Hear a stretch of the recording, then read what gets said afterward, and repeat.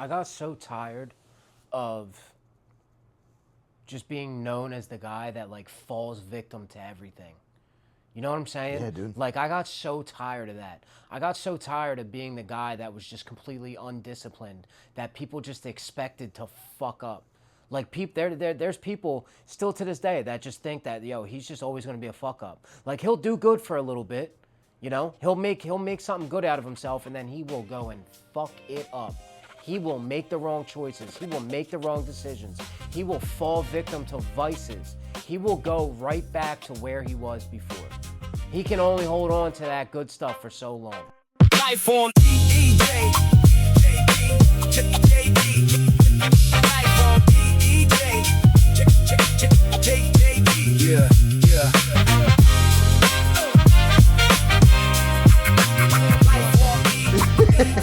I've seen you in 7 years, just like the last time, but that was cool though.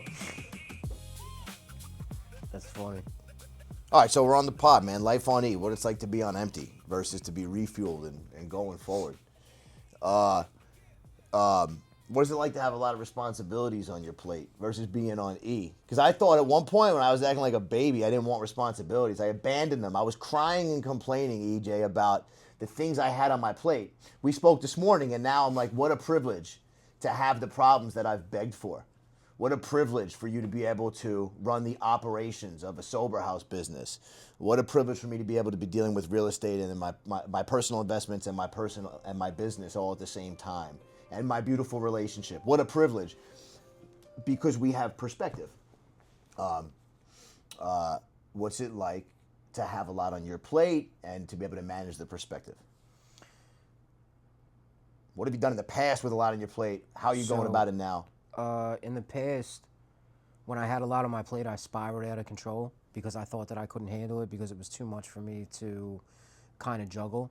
But like on this last run, I realized that I took all of that for granted and that like I wished to have it all back. Like, please just give me back the responsibilities that I had before, And like, I don't have all the responsibilities that I had before. Like before I had like relationships that I had to keep up with and all this other like stuff that I didn't want the responsibility for. But now, like I'm slowly, not even slowly, kind of quickly getting all these responsibilities that I once prayed for. Like, please make me have to be needed for something, Like, please make me have to be responsible and take care of something, because for so long there, like the only responsibility that I had was to keep up with my drug habit and make sure that my cat was fed. You know what I mean? And like that, That shit felt like the weight of the world to me, to have to keep up with a drug habit. And I can manage a lot, but those drugs just did feel like the weight. It felt like 20 different things. this is also a lot of responsibility that I'm getting like good fulfillment out of, like that stuff that makes me feel good. You know what I mean? Like what am I juggling right now? I'm juggling like my sobriety, my recovery, and like I make sure that I don't fall short on that. Like I go to my meetings, I talk to my sponsor, I sit down and I go through the book with another guy. I'm taking somebody else through the steps right now. I'm showing up for commitments. I have a commitment at my home group. I have 4 speaking commitments in the next month. So it's like all these things, all these responsibilities that like I once prayed for, like I have now, and I have to make sure that I show up for them. And then it's like this sober house thing is getting off the ground. Like I go home and like, it's not like I have all of these responsibilities that I have to answer for at home. But like if something comes up, like I have to be ready for that. You know what I mean? Because I'm the one that they look to if something goes wrong. Because it's not like your job is to supply the house, right? Your job is not to deal with like all the little minuscule fucking bullshit things that pop up, right? Like that's what I'm there for. And I show up for that. You know what I mean? And like also in that, like what I try to do is make sure that I have individual personal relationships with all these guys. You know what I mean? So that they get to know me and understand me on a deeper level. And they don't feel like I'm just like the manager. You know what I mean? One thing I do, I made a video about it yesterday with Ant. It was some different topic, but he said, how do you manage business and personal and stuff? And I said, love the one you're with. If I'm spending time with my dogs, I probably can't even hear if my girl's talking to me in the background or the kid because I'm with the dogs. When I'm with anybody at work, it's important to them to be able to have the time with me. It's important for me to be able to have the time with them. And so my eye contact's not even going elsewhere. Yeah. And when it is, I'm failing, I'm faltering because I want to be spending time with who I'm with. And that's how I foster relationships.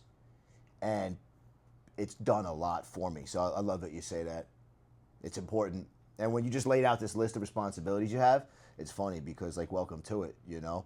What you did that's mature, that I realized also is I love, and we don't have a lot of time, that's the biggest commodity.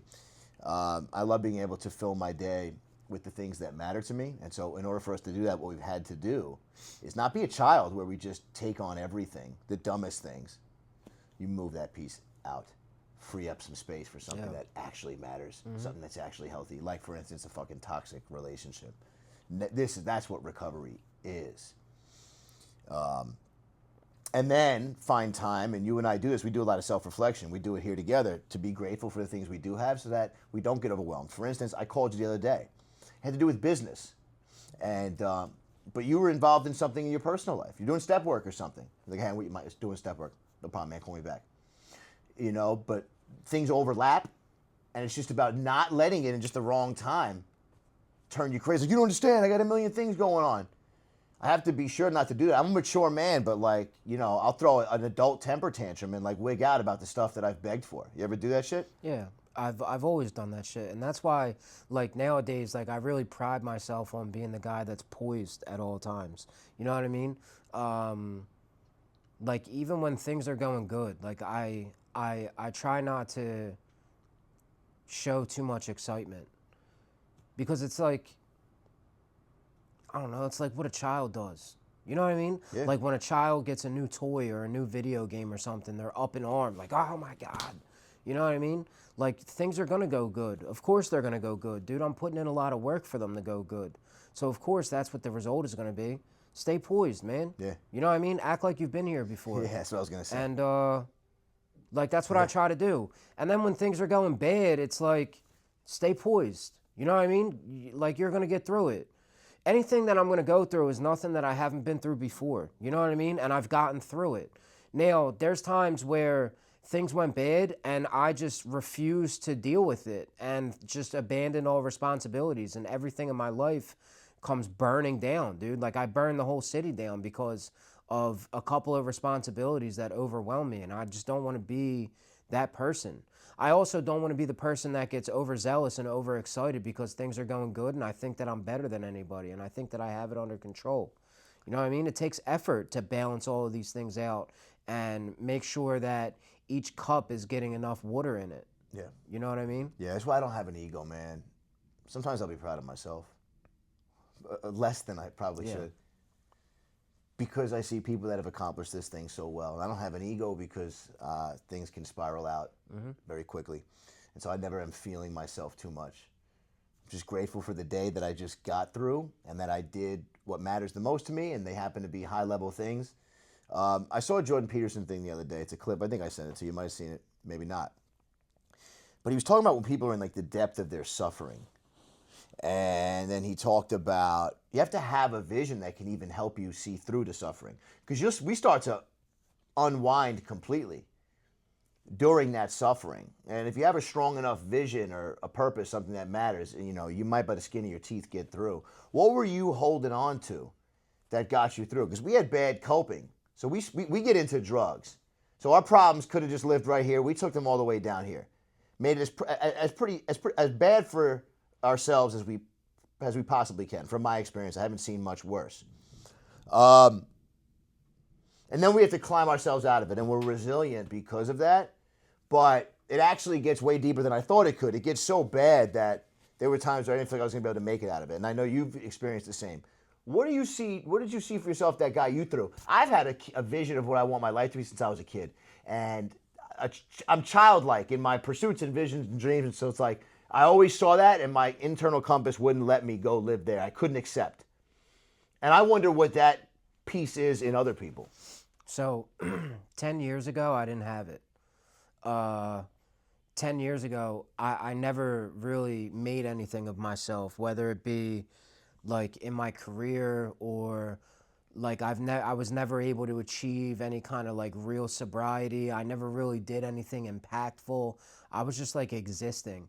And then time went on, and like the time where I first started doing this job, I was involved in recovery, and there was a lot of people that I was helping. So then it was in that moment that I realized like I have an impact and can make an impact like recovery wise. Then I achieved long term sobriety. So then I realized that I was capable of that. Then I got this job and I elevated to a level like not only financially but like intelligently, and like learning all of these new skills, that I elevated to that level, and I realized that I was capable of that. So this last run was so grueling for me because I knew how much stuff I was capable of doing, and I wasn't accomplishing any of it. Not only was I not accomplishing any of it, I wasn't moving toward accomplishing any of it. I was just like dying, bro. I was dying a fucking spiritual death. And I was destined to die a physical death if I didn't get it together. And like there was just a little bit of hope that I held on to because I knew what I was capable of and what I could actually do with my life, that it didn't like I holding on to that little bit that I had left allowed me to pull myself out. I didn't even pull myself out. People pulled me out, but it allowed me to, once I got pulled out and put back on my feet, I was able to gain traction. I was too, but we're lucky for that. I felt like I was lucky for that because I didn't know if I was capable of the same stuff anymore. I always had potential, and I can find some solace and comfort in that. But having potential, it's like a pretty girl. Like, congratulations on your face. Like, you have potential. God gave you that, is kind of my point. Then it's up to the individual to have that strength of character and that resolve and the right coping to go about the steps to actually reach that potential. And one of the ugliest things that I've ever seen is when somebody has potential, but they're scared to do the steps. It's all fear-based. I'm scared to take the steps, which is perfectly understandable. But they just, like, in their own ignorance, run around, like, really feeling themselves and masking themselves with, like, who they think they are. But just to avoid having to, like, do the work. Like, yeah, I can go do X, Y, and Z. You've never actually sunk yourself into something and stayed there for a long enough time to get any real results because you don't know how. You know how to just be a hot shot and a hot show, and you don't know how to actually, like, stick to one relationship, one career, one skill, to do a deep dive into something. I used to hate, like, my whole life, people have been telling me, like, you have so much potential. You have so much potential, and it's just, like, wasted talent. Like, you're not using it. You're not fulfilling it. You're just wasting it away. You know what I mean? Because a lot of people don't have those gifts and abilities. You know what I mean? Like, not everybody has that. And I was blessed to have all of these abilities and all of this potential that everybody told me that I had, and I just didn't believe it because I didn't see the proof in the pudding. You know what I mean? It wasn't until those times, like 2020 to like 2023, where I realized, like, yo, I am capable of doing a lot. Like, I can do a lot of things. And then, like, I took on a lot of things, and it spiraled me out of control. You took a lot of unhealthy stuff, yeah, bad puzzle pieces. my because character, you were feeling yourself. You know why? Because I think that people have potential but don't know how to unlock it. Now, what does it take to unlock it? Discipline. You have potential. Do you have disciplines? Because if you don't, you're just a guy that has potential. You haven't figured out the discipline piece yet. We had that going. You locked into this every day. That's discipline. Every day for 3 years straight, 9 a.m. to 9 p.m. You locked in. And you unlocked it. And then I think you liked what you saw. And then you had another bad coping, which is like, I'm feeling myself, look who I am, because you weren't ready to just be, yo, let me just keep my poise with this success I'm having. You know? Because so the problem is that I liked what it was fulfilling externally. You know what I mean? That's what I got wrapped up in, what it was doing for me externally. I wasn't tapping into any of that, like, internal love for myself and, like, internal fulfillment. And that's why it didn't last. There's no foundation in external things. It's just not. Like, it runs out. Even, like, if you're driven by money, bro, like, money eventually becomes not enough to keep you going. I've always wanted money, but each year I've been miserable in my own household. Or, like, you know, I put a lot of philosophical meaning behind a lot of things. So let's say, like, the first house I bought for myself, like, you know, I can walk in there and feel a beautiful feeling because I earned this and I can appreciate it. It's a milestone, you know, and I wasn't able to feel any kind of joy inside of my home. So it runs out even in the deepest of things that matter to you. I mean, that's kind of like the scariest part. It's like all the things that matter to you the most lose all of their essence, all of them. You like, and then you don't even want to look at them or face them, or look at yourself and face yourself. Just what a death spiral. Yeah. The drugs are. What do you think about that part though? About like you can have all the potential in the world, but the discipline to actually unlock that potential. Like, how big of a gap do you see between someone's potential and then the actual ability to unlock it? What's the gap? It's like the difference maker for me nowadays is discipline. That's exactly what it is. Like I stay disciplined in the things that I think are driving me forward. Obviously, like it would be so easy for me nowadays to be like, yeah, dude, like I'm running sober houses and like I got a good head on my shoulders. Like I don't have to go to meetings anymore, or I can make less meetings a week, and I don't have to like keep doing step work and work with guys and like do all of that stuff. It would be very easy for me to fall into that, and I have fall victim to that so many times, and that's why so many times I ended up drinking again, and I don't allow myself to even go into that headspace. Like I stay like, no, you have to go to these meetings, bro. No, you have to show up for these commitments. No, you have to keep doing the step work. You have to do all of these things that have gotten you to this point, because you wouldn't be at this point if it weren't for those things. Yep. So you stop doing those things, and guess what? You're no longer going to be at this point. Do you know any athletes who had hella skills but didn't have the disciplines? Because there's this congruency between, there's a direct correlation between an athlete who's great, who actually accomplishes everything he wants, and the discipline. Because like they also know how to go about being on a team and practicing every day. Like you have to show up for that part. Or like teams cut you. They don't want you. They don't care who you think you are. Yeah. The world doesn't care who you think you are. Unless you're like doing the work to unlock it, then you become everything, you know? I think the biggest example of that was Johnny Manziel. You know That's Johnny Manziel? I know the name, but I don't know him that deeply. So he was like an icon in college football. Won a Heisman Trophy. He was the man going into the NFL draft, and that dude could not stop partying, bro. Couldn't stop partying with the drugs and the alcohol, and he got to the NFL, and he just... How old was he when he got to the NFL? In his 20s? Right, how old was he? Early 20s? Early 20s. 22, yeah. 23, something like that. You know what's funny? Because we were saying before about... we worked for 3 years, the discipline piece. We found a way to lock in. The best thing one of the things, if you ask me, the best thing you can do for a kid is have them lock into something that they like or love. And then even stay in it, even when like they're bored that day. Like if my daughter doesn't want to go to dance, she's so good at it, but she's got to keep going. With these athletes or just young kids, they stay in these things when they're young because their parents put them there. They don't have a choice. That's what gives them the ability to be a superstar, is that discipline for that many years. They didn't have a choice. It's easy to go do something when you're told to do it and you don't have a choice. Then you get older and you have your own decision-making abilities and you start to veer off. You lose the discipline and all that potential. It goes out the window. And this guy just couldn't keep the discipline piece, you know?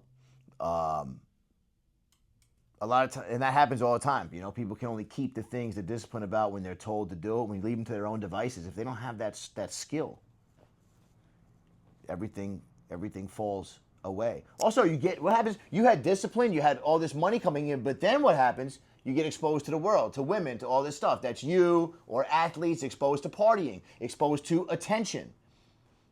This is the stuff that excites everybody the most, that we have to be able to just say no to. I take the most pride in that because I don't want to rattle my brain with distractions. I don't want it. I want to be able to work on the things that I think about every morning at 4:30 a.m. that matter to me the freaking most and focus on those. And I can't juggle everything. I used to think when I was a young guy that like I could, you know? I like having a lot on my plate now of things that are fulfilling and fill my cup, but what do you think about all the evils, man? I got so tired of just being known as the guy that like falls victim to everything. You know what I'm saying? Yeah, dude. Like, I got so tired of that. I got so tired of being the guy that was just completely undisciplined, that people just expected to fuck up. Like, there's people still to this day that just think that, yo, he's just always going to be a fuck up. Like, he'll do good for a little bit, you know? He'll make something good out of himself, and then he will go and fuck it up. He will make the wrong choices. He will make the wrong decisions. He will fall victim to vices. He will go right back to where he was before. He can only hold on to that good stuff for so long. And what do you do with that? Where do you put that? Is it motivation and fuel for you? Now? Is it not even a thought? Now, I don't even think about it, honestly. Like, because I'm not driven or motivated by exterior and outside things. Like, your opinions mean absolutely nothing to me. You know what I'm saying? I don't give a fuck what you think about me. You know? Like, I know what I think about me, and what I think about me is I'm trying to get somewhere, bro. Like, I got somewhere that I gotta be, bro. So nothing that you do or say is going to deter me from getting to where I need to get to. Where do you go about finding out the things that you need to do to get to where you want to be? Because it's so sad if somebody wants to be somewhere and they can't get there because they don't know how. So how do you go about finding out the right things to do? You gotta seek the information. Yeah. You know? Like, what I do is, How'd you find out how to like get a toxic girl out of your life? Like, you can't have that in the puzzle. And to find that thing inside you where you don't feed off that. We all love that shit. you gotta find a teacher. You know what I'm saying? Like, that's what life is all about. Nobody learns anything on their own, bro. You gotta have a teacher. So you gotta find people that have been through that stuff already. And that's what I do, like, with AA. You know what I'm saying? Like, I didn't, to sponsor me, I didn't look for the guy that's driving a fucking nice car with a big chain and has a ton of money in the bank. I looked for the guy that is poised at all times, that has, like, this inner peace and self-love, and, like, is shaking hands with everybody, introducing himself to the newcomer. You know what I mean? Just always sticking his hand out to try to help the next guy. That's what I looked for. How did you get that? Were you always like that? Yeah. Or did somebody teach you how to be like that? And what you find out is they weren't always like that. You think they are because you can't imagine them any other way, because that's the only way that you know them. But they weren't always like that. They had to learn how to be like that and then stay disciplined to continue being like that. And then before you know it, you stay disciplined long enough, the stuff starts to become second nature. And you just live like that. That's just who I am now. Yeah. Like, You what know? about the selfishness piece? Like, why to go out and like be open-minded and willing, open to help people is like hard. That guy has to share so you can hear his voice and hear him speak. He's got to be secure with self to share his opinions and not worry about Yeah.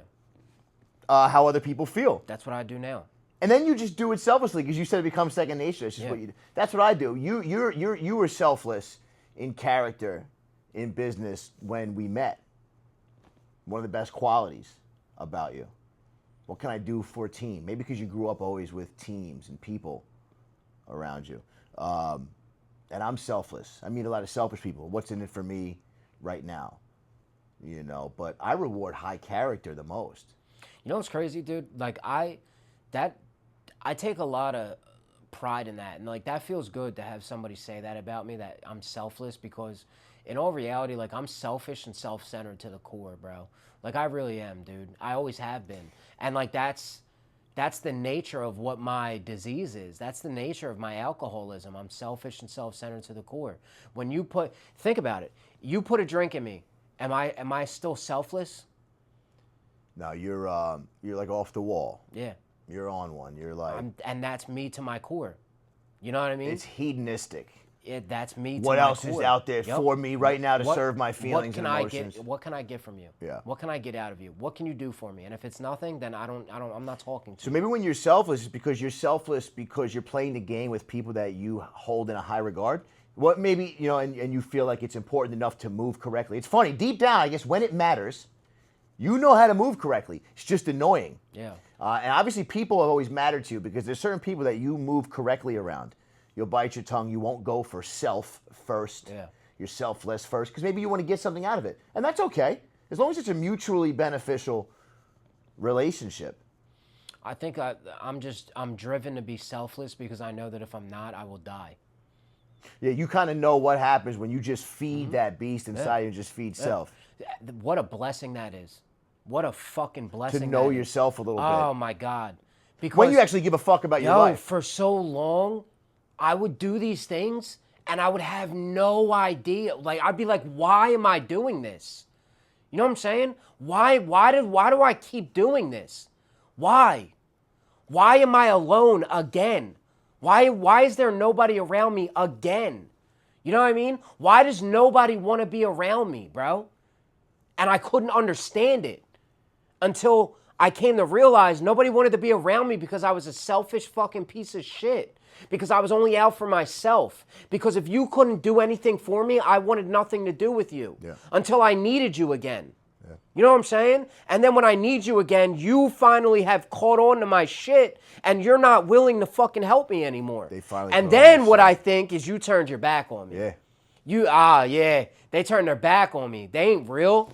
EJ, cause that was the only people. The people that stuck around long enough for you, are because they weren't tired of your shit yet because they didn't know your shit yet. Yeah. And they were hanging on to the selfless version of you. Yeah. And that'll ride out. But yeah, they get, oh, here goes this guy doing this again, and they fucking leave you because you're a fucking crash course. So. Like, remember, one time on this podcast, I said, you're going to get where you're going, man. And it was all good things. Like, this thinking that you have now, you're going to get where you're headed. Where you're headed, it's a beautiful place. God bless you for that, and congratulations to you. And there's a whole world of beautiful feelings out there for you. But you're also going to get where you were headed when you were doing that. And you were just on this hedonistic, self-focused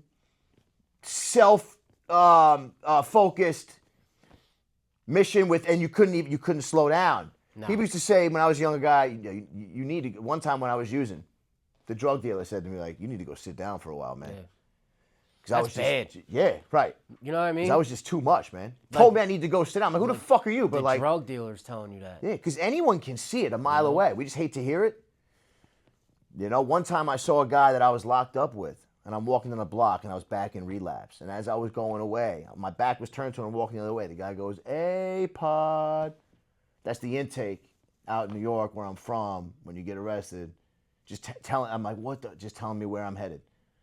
You know what I'm saying? And like that type of shit haunts me. So I'm always thinking about my moves and where is this heading me? Towards where I want to go or away? Every single move. Towards or away. Because I got that. My nerves are always going. Maybe it's all the coke, right? But like, so I'm scared to be going away from it. Because my lights will go out, man. All my dreams will go away. And that shit matters to me more than anything. And that's one of the best blessings about me. That conviction keeps me going. The drugs take me out of the game. And it cripples me too much where I can't actually get back in the game. I don't have the ego. That's like, no problem, man. I snap back fast. I'm running out of time. I'm competing in a big game.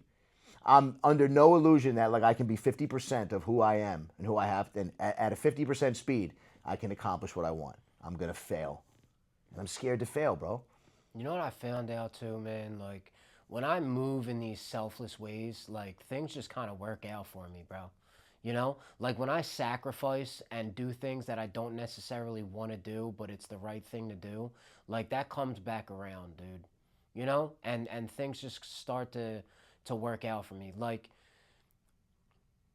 I remember, like, when I went out, is one of the biggest regrets of my life. Like, I robbed my best friend, and like I came to the conclusion he was never going to talk to me again, and that hurt. Like, that kept me out there for a while. But, like, when I came back, like, he was the one that came and pulled me out, and, like, what a selfless guy he is. But when I made my amends to him, he said to me, he was like, you know why I was able to let it go? He said, because I knew, first of all, like, I've done the same thing to people. That's one thing. But second, he's like, I know you. And he's like, I know that wasn't you that did that. You know? And, like, that's from me being selfless. You know what I mean? That, like, people understand that, like, yo, there's a good part of me. And that's that potential, right? That I have the potential to be this selfless person, that this loving and understanding and caring and responsible person. I have the potential to be that. I have the ability to be that. But I've always chosen to just be selfish and self-centered and take, not give, but I just take everything. And I don't have to fucking be like that. And when I'm not like that, my life just kind of works out, man. Yeah. Yeah. All right. So to wrap this up, to summarize it, the emptiness is when you're on E, you're running selfish, no disciplines. The refuel is you get the disciplines back, and hopefully the refuel can be finding the tools to have discipline. So that's like finding what matters, and then like how to keep your resolve. You got to build that muscle to keep yourself from doing something that will feel so good, and then carrying it out no matter what. Conviction for where you want to go. You got to know where you want to go. See it vividly. You know, the refuel is getting the disciplines and figuring out how to go about it, and then staying the course as day-to-day things happen. Which side of it are you on right now? I'm on the discipline side. I'm on the refuel side. Like my tank is on full right now. Like I'm firing on all cylinders. Like I'm not lacking in anything, and I make sure that I'm not lacking in anything. Now there's areas where I'll fall short on a daily basis. Like I'll give you an example. So I'm not the biggest fan of new people, and when somebody rubs me the wrong way, there's no secret that they rub me the wrong way. Like I show it all over my face, and I show that in my actions toward them. And I was talking to my sponsor about this. I was like, yo, there's this new guy at work. Like, I don't know what it is. He rubbed me the wrong way, and I don't fucking like him. And he was like, okay. He was like, you're allowed to not like people. How do you treat them? I was like, I don't even acknowledge him. Like, he'll say good morning to me, and I'll fucking ignore it. And he was like, yeah, you owe him amends. And I was like, nah, I don't. I didn't do anything to him. He was like, nah, but you did. You owe him an amends. And, I fought it for like an hour. And I was like, fuck, man, he's fucking right. I owe this guy an amends. And Monday morning, I went and made that amends. And now, like, I don't see this guy and, like, want to punch him in the face anymore. It's crazy how that works, you know? And it's all because I was being selfish and self-centered for some odd reason. I don't know what the reason was, but for some reason, I didn't like him. And I chose to show him that. And that was wrong of me. But I go and I make it right. You know what I mean? And like what that probably did for him was huge, because it's like he comes into a new company and it's like one of the main guys there is just like not jacking his shit, you know? And that probably made him feel some type of way. Yeah, bro. And how selfish am I for that? Yeah, stop doing that shit to people. Yeah. Yeah, I know. I need you to take care of you and learn these things for me. Yeah. You need me to be a certain kind of guy for you. And what I would tell myself, what I would learn from that, I've been through that too. But I've been wrong so many times. If people judge me when I was using it, like, look at this fucking idiot. This guy can't speak. This guy can barely like stand up straight, look somebody in the eye. But I'm great for that. Some of my biggest strengths are the things I can do when I'm not using. Some of the things I can do best are my biggest weaknesses when I am using. So somebody would misread if they looked at me in just a snap judgment. So I always tell myself, give yourself a big enough test sample of somebody, Jonathan, before you fully judge them, especially if it's not costing you anything. I pay money to guys. I'm like, get him out of here. It's been 2 hours. I got to fucking check myself. And then Grant Cardone said he makes content. Everyone knows Grant Cardone. He's like, you might block me on Instagram, TikTok. I'm still going to show up in your feed on something else. The point he was just making was like, you might not like me the first thing I said or the second or the third. I don't let it faze me, because on the sixth or seventh time, I might say something where you're like, you know what, this guy's right. I like this guy. You know, just give it a big enough sample. But we all feel like we're the best judge of character in the world. And we all are. But I do feel like people need to give themselves a big enough sample. I can't judge a stock based on what I see in a single trading day. I can't judge a person based on what I've seen in a single instance. I try to like put a principle together from those things to remind myself of, so that I can say, okay, here I am again in one of these situations. What did I teach myself or tell myself the last time? You know. How do you want to wrap it up? Because I got this schedule of all these things I love that I have to fucking keep. Yeah, we got responsibilities. I love you, man. I love the one you're with, right, is another thing. When I get to sit down with you and it's just us talking, it means everything to me. And later on, I can say I would have liked to. I could just say when I sat down with EJ, that was real. That's how I like to give my attention and time. I'll do that until I lay down on the floor or the bed at the end of the night, and that's when I get my time with my dogs. All day long. what an amazing day of being able to truly bond with every person that's actually important to me inside of an office that I love. So it's just like perspective. So like for right now, for me, I'm in a healthy place because of that thing. You too? I love you, bro. Love you too.